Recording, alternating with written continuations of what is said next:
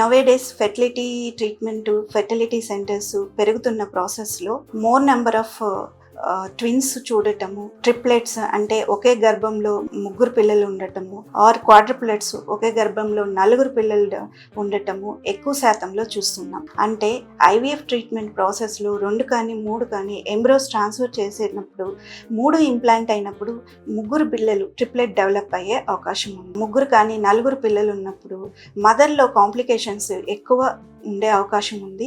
అలాగే దీనివల్ల ప్రెగ్నెన్సీ ఎక్కువ కాలం డ్రాగ్ చేయలేక 7వ నెలలో కానీ 6వ నెలలో కానీ అబార్షన్స్ అయ్యే రిస్క్ ఎక్కువ ఉండటం వల్ల ఈ ఫీటల్ రిడక్షన్ అనేది ప్రస్తుతం మనం ఫ్రీక్వెంట్గా వింటున్నాం. ఆ గర్భంలో 3 ఉన్నప్పుడు, 4 పిండములు ఉన్నప్పుడు 2 ఉంచి మిగిలిన పిండాలని రెడ్యూస్ చేయటం అనేది ఫీటల్ రిడక్షన్ ద్వారా జరుగుతుంది. యూజువల్గా ఫీటల్ రిడక్షన్ అనేది ఫీటల్ రిడక్షన్ సెంటర్స్లో ఫీటల్ రిడక్షన్ స్పెషలిస్ట్ అనే వాళ్ళు చేస్తారు. గర్భం నిలిచిన 9 కానీ 10 వారాల నుంచి 12 వారాల లోపల చేస్తారు.